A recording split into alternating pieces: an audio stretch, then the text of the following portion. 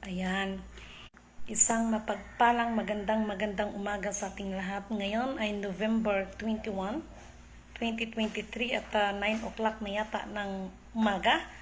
Okay, una at higit sa lahat ay nais ko munang itataas muli aking pinupuri, dinerdakila, nilululhati, no, sinasamba at pinasalamatan ang pinakadiyos ng kaliwanagan, ang banal na espiritu at ang inang lupa. Maraming salamat sa apat na elemento, no, ng daigdig, ang elemento ng apoy, ang elemento ng tubig, ang elemento ng hangin at ang elemento ng lupa.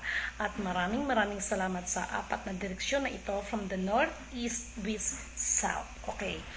Para sa ating mga mahal na mga kapatiran, no, thank you so much sa lahat ng support ninyo, sa paniniwala ninyo at katulad ng sinasabi namin, especially, no, personally, si Lidimen ay hindi nagba-vlog at hindi nagka-claim ng anuman account, but ayon sa instruction na iniwan ng aba ninyong lingkod, ibigay ang nararapat sa lahat ng karapat-dapat, no, lalo na pagdating ng The Real Sultanate of Sulu, no. So wala kayong dapat ipag-alala kasi marami kasi kami natanggap ng mga katanungan, no. Ito lang masasabi ko kasi may nagsasabi na dapat alisin ng gobyerno kasi bla bla bla, puro negative sides ang maririnig mo. But in our part, no, ito yung sinasabi ko na kung talagang ikaw yan, no, alam mo kung ano ang dapat mong gagawin kasi lahat yan ay nakaprogram. So nagpasalamat na lang ako sa pinakadiyos ng kaliwanagan sa patuloy na pagbibigay niya ng kalakasang physical, mental, higit sa lahat kalakasang spiritual at patuloy na pagbibigay niya ng karunungan, no? Kasi lagi kong paulit-ulit na sinasabi, ang tunay na kayamanan ay ang karunungan na ipinagkaloob sa atin. Kasi ang karunungan ay higit pa sa 10 hari na magagawa at higit pa sa salapi ng magagawa at higit sa lahat, ang karunungan na yan ay siyang makakapagligtas ng kapahamakan, lalo na sa sitwasyon natin ngayon. Okay. Sa mga ibang lumalabas sa social media, no? Ang social media ngayon ay katulad ng tao. Depende sa atin kasi walang nilikha ang Panginoon na makakasama sa atin. So, depende sa atin kung paano natin to i-handle. About sa social media, hindi lahat ng lumalabas sa social media ay totoo. Yung iba ay ginawang kapamaraanan para pabagsikin ang mga ayaw nila, no? Lalo na pag ayaw sumunod o ayaw, alam nyo na, no? So, merong negative and positive sides, but sa umagang ito, lubos ako nagpapasalamat kasi salamat sa ating pamahalaan, ano? At ngayon pa lang ramdam ko, no? Kasi alalahanin ninyo, ang tagumpay ng isa ay tagumpay ng ating lahi.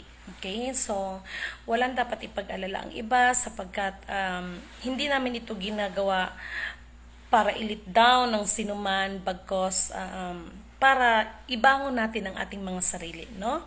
Lalo na yung ating mga pananampalataya na alam ko, ramdam ko na marami ang napanghinaan ng loob dahil sa mga pangyayari. But katulad ng sinasabi ko, lahat yan ay may purpose si God, lahat yan ay isang kapamaraanan that sinukat ang ating mga pananampalataya, no? At sa ganong kapamaraanan ay maging tayo ay natuto tayo sa lahat ng nangyari sa atin. So, about doon sa ibang groups na lalo na ako at nakakatanggap ako, no? Like for example, lalo na sa ating mga kapatirang tribo, no? Wala kayong dapat ipag-alala kasi wala tayong ituwid lang natin kung ano yung mali, no? So, alam naman natin na hindi tayo perfect at maraming salamat talaga, no? So, hayaan nyo at magbibigay ako sa inyo ng mga updates, no? At maraming salamat sa ating mga kapatiran na mga nagbabantay, lalo na yung mga nanatiling tapat sa kanilang tungkulin. Kasi, alam nyo naman kung ano ang keyword, no? Keyword na ibinigay sa inyo sa tamang kapanahunan. So, this is the right time, this is our moment. So, patuloy lang, no? At saka, walang takutan dito, no? Na pag pag hindi sumunod ay ganito, ganyan dahil merong pinaka-Diyos ng kaliwanagan na siyang mapagyari sa lahat ng bagay. Kaya, para doon sa iba, no, alam nyo, siya lang ang nag-iisang Alpha Power Omega, no? The real Apo, no? Mula sa umpisa, bago likhain ang mundo, no? Dahil sa walang hanggang kapangyarihan niya, hindi masusukat ang kanyang kapangyarihan. Hanggang sa huli siya pa rin ang pinaka-Diyos ng kaliwanagan na mapapagyari sa lahat ng bagay. Kaya, doon sa mga tao na may balak pang harangan ang katotohanan, sad to say, I'm sorry, sapagkat ang pinaka-Diyos ng kaliwanagan ang siyang magtatakda sa lahat ng bagay. Walang ibang dapat gagawin ang tao kundi sumunod sa kanyang panukala, no?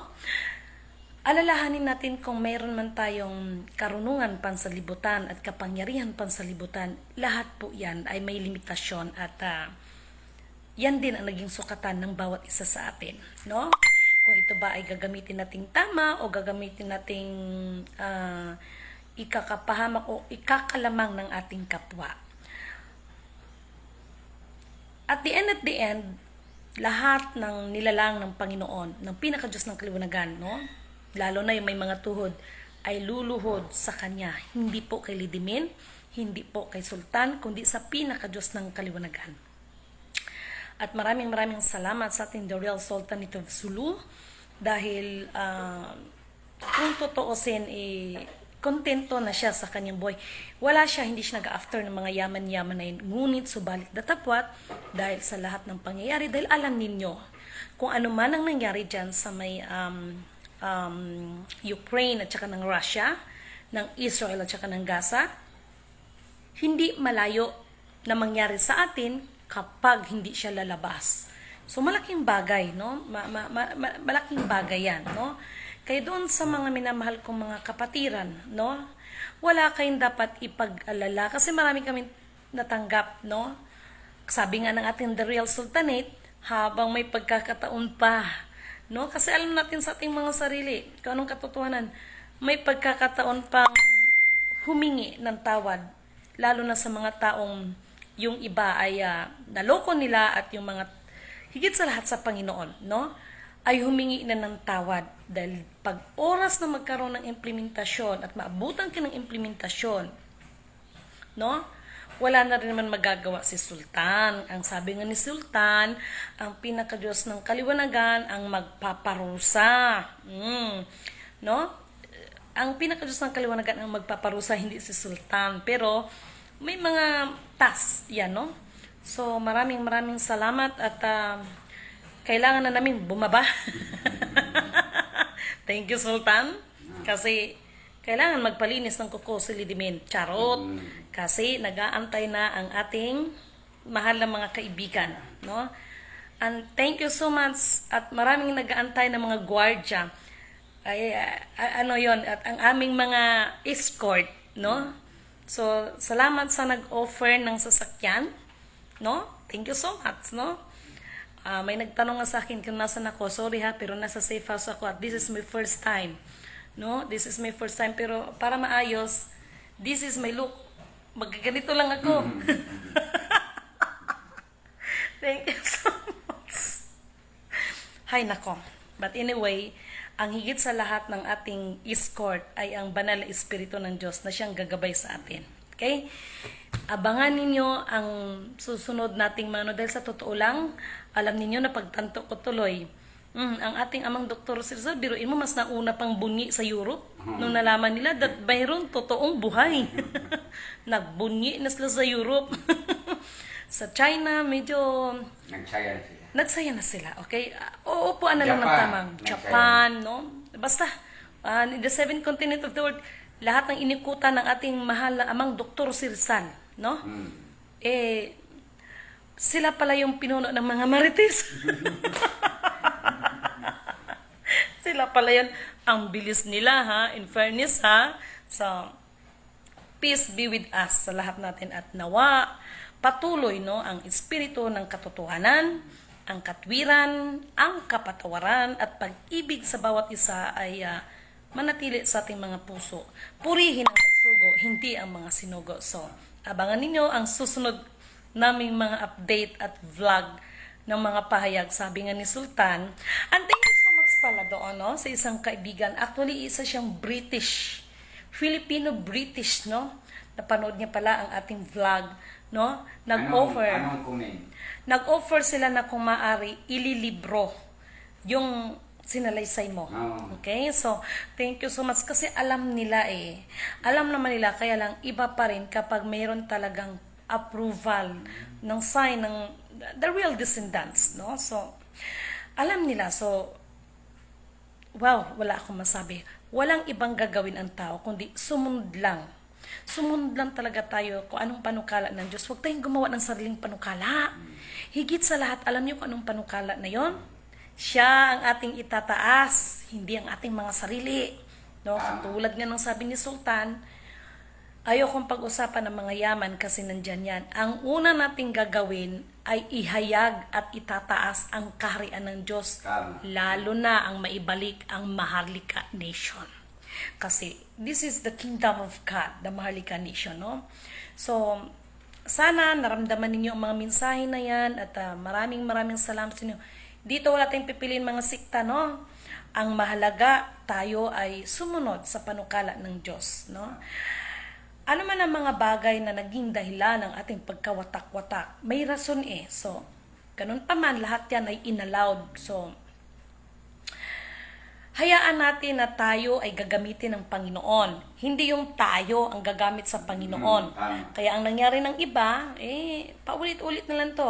They are promising that blah, blah, blah, million, trillion, quadrillion. Kaya ang nangyari sa to say, I'm sorry, naubusan na ng yaman yung iba. Naubusan na ng yabang. Yung iba nandun na sa sementeryo, no?